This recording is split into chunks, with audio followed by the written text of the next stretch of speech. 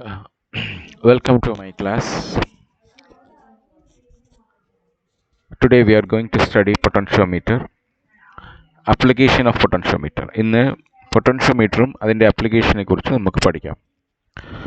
A potentiometer consists of a uniform wire AB of low temperature coefficient of resistance stretched over a uniform wooden scale. Basically potentiometer എന്തിനാണെന്ന് ചോദിച്ചു കഴിഞ്ഞാൽ ഒരു volt meter ഇതുപോലെ potential difference between two points measure ചെയ്യുന്നു, അതേപോലെ ഒരു potential difference നമുക്ക് measure ചെയ്യാം, EMF of a cell measure ചെയ്യാം.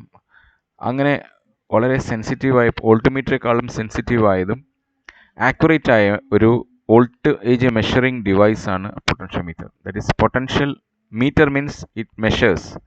So potential measuring device is called potentiometer. So it uses a concept of having a wire, a uniform wire with a uniform resistivity is the basic component of potentiometer. So ഒരു 10 metre wire ഒരു wooden സ്കെയിലിന് മുകളിലേക്ക് 10 turns അങ്ങനെ നമ്മൾ ഉപയോഗിച്ചുകൊണ്ട് ഈ പൊട്ടൻഷ്യോമീറ്ററിനെ നമുക്ക് potential difference measure ചെയ്യാൻ ഉപയോഗിക്കാം. സി ഹിയർ, പൊട്ടൻഷ്യോമീറ്ററിൻ്റെ സർക്യൂട്ടിൽ നോക്കിയാൽ നമ്മൾ എങ്ങനെയാണ് ഇത് ഉപയോഗിക്കേണ്ടതെന്ന് വെച്ച് കഴിഞ്ഞാൽ പൊട്ടൻഷ്യോമീറ്ററിലേക്ക് നമ്മൾ ഒരു ബാറ്ററി കണക്ട് ചെയ്യേണ്ടതായിട്ടുണ്ട്. എന്തിനാണെന്ന് വെച്ച് കഴിഞ്ഞാൽ പൊട്ടൻഷ്യോമീറ്ററിലേക്ക് ഒരു കറണ്ട് ഒഴുകാൻ വേണ്ടി ഒരു ബാറ്ററി കണക്ട് ചെയ്യണം. അതിനാണ് നമ്മൾ പ്രൈമറി സെൽ എന്ന് പറയുന്നത്. പൊട്ടൻഷ്യോമീറ്ററിൻ്റെ രണ്ട് അറ്റത്തിലും ഒരു സെല്ല് കണക്ട് ചെയ്യുന്നു. അതിന് നമ്മൾ പ്രൈമറി സെൽ അല്ലെങ്കിൽ പ്രൈമറി സർക്യൂട്ടിലെ ബാറ്ററി EMF ഒരു സെൽ എന്ന് പറയും. ഇനി നമ്മൾക്ക് ഏത് സെല്ലാണോ നമ്മുടെ EMF ആണോ കണ്ടുപിടിക്കേണ്ടത്, ആ കണ്ടുപിടിക്കേണ്ട സെല്ലിൻ്റെ EMF നമ്മൾക്ക് എന്ത് ചെയ്യാം, വീണ്ടും രണ്ടാമതൊരു സർക്യൂട്ട് കണക്ട് ചെയ്യണം. അതാണ് സെക്കൻഡറി സർക്യൂട്ട്. ഈ സെക്കൻഡറി സർക്യൂട്ടിൽ നമ്മൾ ഒരു സെല്ല് കൂടാതെ ഒരു ഗാൽവനോമീറ്റർ ഉണ്ടായിരിക്കണം, ഒരു ജോക്കി എന്ന് വെച്ചാൽ സ്ലൈഡിംഗ് കോണ്ടാക്ട്. ഈ 10 മീറ്ററിൻ്റെ മുകളിൽ കൂടെ നമ്മൾക്ക് ഏത് പോയിന്റിൽ വേണമെങ്കിലും നമ്മൾക്ക് എന്ത് ചെയ്യാൻ പറ്റും, കണക്ട് ചെയ്യാൻ ടച്ച് ചെയ്യാൻ പറ്റും. അങ്ങനത്തെ ഒരു കോണ്ടാക്റ്റ് ആണ്, സ്ലൈഡിംഗ് കോണ്ടാക്റ്റ് ആണ് ജോക്കി എന്ന് പറയും. അപ്പോൾ നമ്മൾക്ക് ഇവിടെ പൊട്ടൻഷ്യോമീറ്ററിൽ രണ്ട് സർക്യൂട്ട് കണക്ട് ചെയ്തിട്ടുണ്ട്. ഒന്നാമതായി നമ്മൾക്ക് ഒരു പ്രൈമറി സർക്യൂട്ട് കണക്ട് ചെയ്തിട്ടുണ്ട്, രണ്ടാമതായി ഒരു സെക്കൻഡറി സർക്യൂട്ട് കണക്ട് ചെയ്തിട്ടുണ്ട്. ഈ സെക്കൻഡറി സർക്യൂട്ടിലാണ് നമ്മൾ ഏത് സെല്ലിൻ്റെ EMF കണ്ടുപിടിക്കേണ്ടത് അത് കണക്ട് ചെയ്യുന്നത്. അതിനുശേഷം ഒരു ഗാൽവനോമീറ്റർ കണക്ട് ചെയ്തിട്ടുണ്ട്, അതിനുശേഷം ഒരു ജോക്കി കണക്ട് ചെയ്തിട്ടുണ്ട്. So let us see the working, how it is working. So first of all, using a voltmeter we can only measure a potential difference between two terminals of a cell.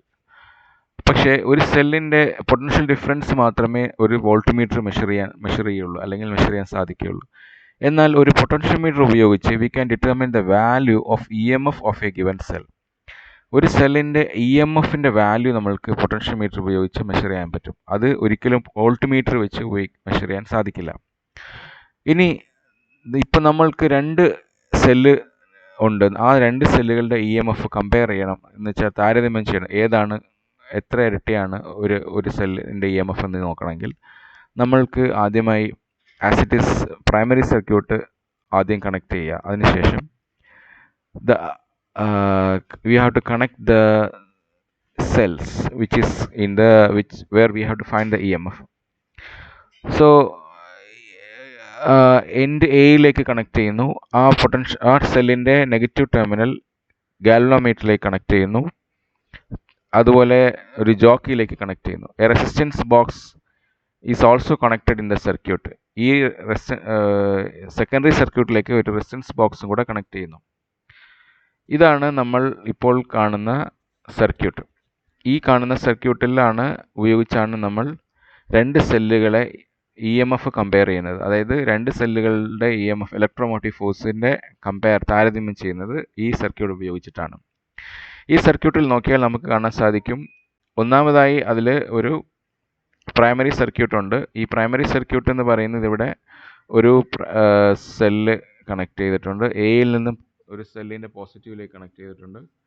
അതിനുശേഷം ഒരു rheostat connect ചെയ്തിട്ടുണ്ട്. പിന്നെ അത് ബിയിലേക്ക് connect ചെയ്തിട്ടുണ്ട്.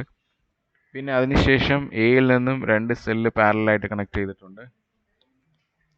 അതിനുശേഷം ഒരു resistance box connect ചെയ്തിട്ടുണ്ട്. Resistance ബോക്സിന് പാരലായിട്ട് ഒരു കീ കണക്ട് ചെയ്തിട്ടുണ്ട്. പിന്നെ ഒരു ഗാലനോമീറ്റർ, പിന്നെ ഒരു ജോക്കി കണക്ട് ചെയ്തിട്ടുണ്ട്. ഇനി നമ്മൾക്ക് വർക്കിങ്ങിലേക്ക് കിടക്കാം. ആദ്യമായി നമ്മൾ പ്രൈമറി സർക്യൂട്ടിലെ ബാറ്ററി ഉപയോഗിച്ച് ഒരു കറണ്ട് ഈ പൊട്ടൻഷ്യോമീറ്റർ വയറിലൂടെ കടന്നു പോകും. ഓക്കെ, അത് എ എന്ന് പറയുന്ന എൻഡ്, പൊട്ടൻഷ്യോമീറ്ററിന് 2 എൻഡ് ഉണ്ടെന്ന് ഞാൻ പറഞ്ഞു. എയും ബിയും ആണ് ആ വയറിൻ്റെ 2 അറ്റങ്ങൾ. അപ്പോൾ A connected to positive of the primary സെല്ലിലെ പോസിറ്റീവിൽ കണക്ട് ചെയ്തതുകൊണ്ട് എയിൻ്റെ പൊട്ടൻഷ്യൽ ഹയർ കൂടുതലായിരിക്കും. അപ്പോൾ അതുകൊണ്ട് ഒരു കറണ്ട് എയിൽ നിന്നും ബിയിലേക്ക് ഒഴുകിക്കൊണ്ടിരിക്കും. ഇനി നമ്മൾ സെക്കൻഡറിയിൽ E1 E2 എന്ന് പറയുന്ന 2 സെല്ല് കണക്ട് ചെയ്തിട്ടുണ്ട്. ആദ്യമായി നമ്മൾ E1 ഫസ്റ്റ് സെല്ല് ഈ സർക്യൂട്ടിൽ, സെക്കൻഡറി സർക്യൂട്ടിൽ കണക്ട് ചെയ്യാൻ വേണ്ടി നമ്മളൊരു കീ, 2 കീ ഉണ്ട്. അതിലെ ഫസ്റ്റ് കീ കണക്ട് ചെയ്താൽ E1 ഈ സെല്ലിൽ ഇൻക്ലൂഡ് ആവും. സെല്ലിലേക്ക് കറണ്ട് പോകാൻ തുടങ്ങും. അതിനുശേഷം നമ്മൾ എന്ത് ചെയ്യണം? നമ്മളുടെ ജോക്കി ഉപയോഗിച്ച് പൊട്ടൻഷ്യോമീറ്റർ വയറിലേക്ക് സ്ലൈഡ് ചെയ്യുക എന്ന് പറഞ്ഞാൽ അതിലേക്ക് അമർത്തിക്കൊണ്ട് തന്നെ അതിലേക്ക് അങ്ങോട്ട് അതായത് ആ കണക്ഷൻ ഉള്ളതോടുകൂടി തന്നെ അതിലേക്ക് നീക്കുക. ആ ജോക്കിയെ ആ വയറിന് മുകളിലേക്ക് നീക്കിക്കൊണ്ട് പോവുക. അപ്പോൾ എന്ത് സംഭവിക്കും? അവിടെ പൊട്ടൻഷ്യോമീറ്ററിൽ സെക്കൻഡറിയിലുള്ള ഗാലനോമീറ്ററിലെ റീഡിംഗ് ശ്രദ്ധിക്കുക. അപ്പോൾ നമ്മൾക്ക് 0 കിട്ടുന്ന ഒരു പർട്ടിക്കുലർ ലെങ്ത് ഉണ്ടാവും. ആ പർട്ടിക്കുലർ പോയിന്റ് J ആയിരിക്കും. ആ പർട്ടിക്കുലർ പോയിന്റിലാണ് 0 കിട്ടുന്നത്, ഗാലനോമീറ്റർ 0 കിട്ടുന്നത്. ഈ പോയിന്റിനെ J എന്ന് വിളിക്കുക. ഇനി നമ്മൾ A മുതൽ J വരെയുള്ള ദൂരം, നീളം അളക്കുക, L1 എന്ന് വിളിക്കുക. ഇതേപോലെ രണ്ടാമത്തെ കീ കണക്ട് ചെയ്യുക. രണ്ടാമത്തെ കീ കണക്ട് ചെയ്യുമ്പോൾ എന്ത് സംഭവിക്കും? സെക്കൻഡറിയിലുള്ള രണ്ടാമത്തെ സെല്ല് എന്താ സംഭവിക്കും? ഈ സർക്യൂട്ടിലേക്ക് ഒന്നാമത്തെ സെല്ല് നമ്മൾ കീ എടുത്ത് മാറ്റി. അപ്പോൾ രണ്ടാമത്തെ സെല്ല് ഓപ്പൺ ആയി. എന്നുവെച്ചാൽ രണ്ടാമത്തെ സെല്ല് നമ്മൾ ഡിസ്കണക്ട് ചെയ്ത പോലെ ആയി. ഇനി രണ്ടാമത്തെ സെല്ല് ഇപ്പോൾ കണക്ട് ചെയ്യാൻ വേണ്ടി നമ്മൾ രണ്ടാമത്തെ കീ കണക്ട് ചെയ്യുന്നു. അപ്പോൾ എന്ത് സംഭവിക്കും എന്ന് വെച്ച് കഴിഞ്ഞാൽ ഇതേപോലെ ജോക്കി ഉപയോഗിച്ച് എവിടെയാണോ 0 കിട്ടുന്നത് എന്നുള്ളത് വയറിൻ്റെ മുകളിലൂടെ നീക്കിക്കൊണ്ട് സ്ലൈഡ് ചെയ്തുകൊണ്ട് എന്ത് ചെയ്യാൻ പറ്റും? J2 എന്ന് പറയുന്ന പോയിന്റ് കണ്ടുപിടിക്കാം. ഓക്കെ, J ആണ് ഇപ്പോൾ J1. അപ്പോൾ J1 എന്ന് പറയുന്ന പോയിന്റിലാണ് സെക്കൻഡ് സെല്ലിൻ്റെ ബാലൻസിങ് പോയിന്റ്. ഈ ലെങ്ത് A മുതൽ J1 വരെയുള്ള ലെങ്ത് നോട്ട് ചെയ്യുക. അതിനെ L2 എന്ന് വിളിക്കുക. സോ പൊട്ടൻഷ്യോമീറ്ററിൻ്റെ പ്രിൻസിപ്പിൾ എന്ന് പറയുന്നത്, when a steady current flows through a wire of uniform thickness and material, the potential difference between any 2 points on it is directly proportional to the length of the wire between the points. So what is the principle of potentiometer എന്ന് പറഞ്ഞാൽ ഇതാണ്. അതായത് when a steady current flows through a wire, ഒരു വയറിലൂടെ ഒരു study constant current ഒഴുകിക്കൊണ്ടിരിക്കുമ്പോൾ ആ വയറിൻ്റെ പ്രത്യേകത that is of uniform thickness and material, that is uniform തിക്നെസ്സുമാണ്, യൂണിഫോം റെസിസ്റ്റിവിറ്റിയുമാണ്. അപ്പോൾ ഒരേ റെസിസ്റ്റിവിറ്റിയുള്ള ഒരു വയറിലൂടെ ഒരു സ്റ്റഡിയായ ഒരു കറണ്ട് ഒഴുകിക്കൊണ്ടിരിക്കുന്ന സമയത്ത് the potential difference between any 2 points on the wire, ആ വയറിലെ ഏതെങ്കിലും 2 പോയിന്റുകൾക്കിടയിലുള്ള പൊട്ടൻഷ്യൽ ഡിഫറൻസ് എന്ന് പറയുന്നത് is directly proportional to the length of the wire. ആ 2 പോയിന്റുകളുടെ ഇടയിലുള്ള വയറിൻ്റെ നീളത്തിന് പ്രപ്പോർഷണൽ ആയിരിക്കും. So if V is the potential difference between the 2 points of the wire, then V is proportional to L. So ഇപ്പോൾ നമ്മൾ എടുത്ത 2 പോയിന്റുകൾ ഇടയിലുള്ള പൊട്ടൻഷ്യൽ ഡിഫറൻസ് V ആണെങ്കിൽ അത് Lന് പ്രപ്പോർഷണൽ ആയിരിക്കും. അങ്ങനെയാണെങ്കിൽ V is equal to phi L. Phi is the potential gradient. Phi എന്ന് പറയുന്നത് എന്താണ്? 1 സെൻറ്റിമീറ്ററിലുള്ള പൊട്ടൻഷ്യൽ ഡിഫറൻസിനെ പൊട്ടൻഷ്യൽ ഗ്രേഡിയൻ്റ് എന്ന് വിളിക്കും. അതിനെയാണ് phi എന്ന് പറയുന്നത്. ഇനി നമ്മൾ എന്ത് ചെയ്യുന്നു? The length of the potentiometer wire is increased to decrease phi. അതായത് നമ്മൾ 10 മീറ്റർ പൊട്ടൻഷ്യോമീറ്റർ വയറിന് പകരം 15 മീറ്റർ എടുക്കുകയാണെങ്കിൽ എന്ത് സംഭവിക്കും? പൊട്ടൻഷ്യൽ ഗ്രേഡിയൻറ്റ് കുറയും. കാരണം നമ്മൾ പ്രൈമറിയിൽ കൊടുക്കുന്ന വോൾട്ടേജിനെ ഈ പൊട്ടൻഷ്യോമീറ്റർ വയറിൽ ഡ്രോപ്പ് ചെയ്യുന്നു, ഡിക്രീസ് ചെയ്യുന്നു, അതിലേക്ക് വീഴുന്നു. അപ്പോൾ എന്ത് സംഭവിക്കും? നീളം കൂടുമ്പോൾ അപ്പോൾ പൊട്ടൻഷ്യൽ ഗ്രേഡിയൻറ്റ് phi സമം ടോട്ടൽ വോൾട്ടേജ്, പ്രൈമറിയിലെ voltage Vp/L, length of the wire. അപ്പോൾ ലെങ്ത് ഓഫ് ദ വയർ കൂടിയാൽ, ഡിനോമിനേറ്റർ കൂടിയാൽ അവസാനം എന്ത് സംഭവിക്കും? ദ വാല്യൂ കുറയും. So the lower value of phi makes potentiometer more sensitive and accurate. ഇപ്പോൾ നമ്മൾ ലെങ്ത്ത് വീണ്ടും കൂട്ടുകയാണെങ്കിൽ നമ്മൾക്ക് എന്ത് സംഭവിക്കാം? നമ്മൾ പൊട്ടൻഷ്യോമീറ്ററിൻ്റെ സെൻസിറ്റിവിറ്റി കൂടും, വീണ്ടും ആക്യുറേറ്റ് ആവും. ഇനി നമ്മൾ 2 സെല്ലിൻ്റെ കാര്യം പറഞ്ഞു. ഇവിടെ ഒന്നാമത്തെ സെല്ല് നമ്മൾ കണക്ട് ചെയ്തപ്പോൾ L1 ലെങ്ത് ആണ് കിട്ടിയത്. അപ്പോൾ നമ്മൾക്ക് പറയാൻ സാധിക്കും പൊട്ടൻഷ്യോമീറ്ററിൻ്റെ പ്രിൻസിപ്പിൾ അനുസരിച്ച് E1 എന്ന് പറയുന്ന EMF ഉള്ള സെല്ല് കണക്ട് ചെയ്തപ്പോഴാണ് L1 ലെങ്ത് കിട്ടിയത്. അപ്പോൾ E1ൻ്റെ EMF എന്ന് പറയുന്നത് പൊട്ടൻഷ്യൽ ഡ്രോപ്പ് L1 ലെങ്ത് ഉള്ള പൊട്ടൻഷ്യൽ ഡ്രോപ്പിന് ഈക്വൽ ആയിരിക്കും. So we can say E1 is equal to 5L1. അതേപോലെ E2 is equal to 5L2 because E1 and E2 are the EMFs of the two cells and L1 and L2 are the balancing lengths of the E1 and E2 respectively. So now ഇപ്പോൾ 2 equation നമുക്ക് കിട്ടി. So E1 is equal to 5L1, E2 is equal to 5L2. When we divide this E1 by E2, we will get L1 by L2. So L1 by L2 measure ചെയ്ത് കഴിഞ്ഞു. അപ്പോൾ ചിലപ്പോൾ L1 by L2 divide ചെയ്യുമ്പോൾ ചിലപ്പോൾ 1.5 കിട്ടും, ചിലപ്പോൾ 1.2 കിട്ടും, ചിലപ്പോൾ 0.8 കിട്ടും, ചിലപ്പോൾ 0.7 കിട്ടും. അപ്പോൾ അതിൽ നിന്ന് മനസ്സിലാക്കാം ഈ 1നേക്കാൾ താഴെയാണെങ്കിൽ നമുക്ക് മനസ്സിലാവും E1 is lesser than E2. 1നേക്കാൾ കൂടുതലാണ് L1 by L2 എങ്കിൽ നമുക്ക് മനസ്സിലാക്കാം E1 is greater than N2. So this is how we compare the EMF of two cells. അടുത്തതായി നമ്മൾ ഒരു സെല്ലിൻ്റെ ഇന്നേണൽ റെസിസ്റ്റൻസ് എങ്ങനെ മെഷർ ചെയ്യാമെന്ന് നോക്കാം. അതിനായി നമ്മൾ പൊട്ടൻഷ്യോമീറ്റർ ഉപയോഗിക്കേണ്ടത് പ്രൈമറി സെയിം തന്നെയാണ്. നമ്മൾ പ്രൈമറി സർക്യൂട്ട് കണക്ട് ചെയ്തത് ഒരു സെല്ലിൻ്റെ ബാറ്ററിയുടെ പോസിറ്റീവ് എയിൽ കണക്ട് ചെയ്യുന്നു, പിന്നെ ഒരു റിയോസ്റ്റാറ്റ് കണക്ട് ചെയ്യുന്നു ബിയിലേക്ക്. പിന്നെ നമ്മൾ സെക്കൻഡറിയിൽ എന്താണ് മാറ്റം എന്ന് ചോദിച്ചു കഴിഞ്ഞാൽ, ഇവിടെ നേരത്തെ പറഞ്ഞ പോലെ ഒരു സെല്ല് കണക്ട് ചെയ്യുന്നുണ്ട്, ഒരു പോസിറ്റീവ് എയിലേക്ക് കണക്ട് ചെയ്യുന്നുണ്ട്. പക്ഷേ ആ സെല്ലിന് പാരലായി ഒരു റെസിസ്റ്റൻസ് ബോക്സും ഒരു കീയും കണക്ട് ചെയ്യണം. പിന്നെ നമ്മളൊരു വേറൊരു റെസിസ്റ്റൻസ് ബോക്സ് സീരീസ് ആയിട്ട് കണക്ട് ചെയ്യണം. പിന്നെ സാധാരണ പോലെ തന്നെ ഒരു ഗാൽവോമീറ്ററും ഒരു ജോക്കിയും ഉണ്ടായിരിക്കും. ഇത്രയുമാണ് സർക്യൂട്ട്. ഇനി എങ്ങനെയാണെന്ന് നോക്കാം. നമ്മൾ എന്ത് ചെയ്തു, when a resistance R is connected across a cell of EMF E and internal resistance R, അതായത് ഒരു ബാറ്ററി, ആ ബാറ്ററിയുടെ EMF E ആണ്, ആ ബാറ്ററിക്ക് പാരലായി നമ്മൾ ഒരു റെസിസ്റ്റൻസ് R കണക്ട് ചെയ്താൽ എന്ത് സംഭവിക്കും? അത് ഈ പാരലൽ സർക്യൂട്ടിലൂടെ ഒരു കറണ്ട് ഒഴുകും. അപ്പോൾ കറണ്ട് എന്ന് പറയുന്നത് total voltage by total resistance. ഇവിടെ നമ്മുടെ ഈ സെല്ലിൻ്റെ EMF internal resistance small r ആണെന്ന് സങ്കല്പിക്കുക.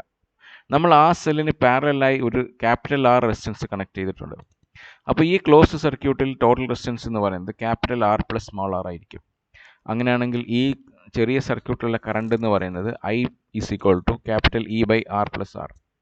ഇപ്പോൾ നമ്മൾക്ക് എന്ത് സംഭവിക്കുന്നു വെച്ച് കഴിഞ്ഞാൽ, ഈ കറണ്ട് ഈ സർക്യൂട്ടിലൂടെ ഒഴുകിക്കൊണ്ടിരിക്കുമ്പോൾ നമ്മൾക്കറിയാം the potential difference across two terminals of the cell.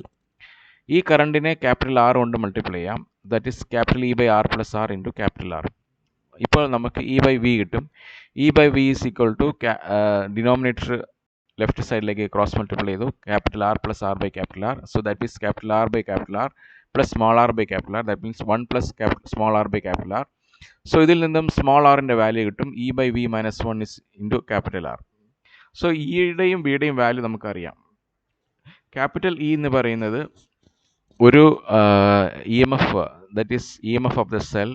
V എന്ന് പറയുന്നത് potential difference across the terminals of the cell. So അതാണ് ഞാൻ പറഞ്ഞത്, EMFും പൊട്ടൻഷ്യൽ ഡിഫറൻസ് അക്രോസ് ദ സെല്ലും രണ്ടും വ്യത്യസ്തമാണ്. അപ്പോൾ ഇൻ്റേണൽ റെസിസ്റ്റൻസ് 0 ആണെങ്കിൽ മാത്രമാണ് ക്യാപിറ്റൽ Eയും ക്യാപിറ്റൽ Vയും സെയിം ആകുന്നത്. അതൊരു ഐഡിയൽ സെല്ലിലാണ് സംഭവിക്കുക.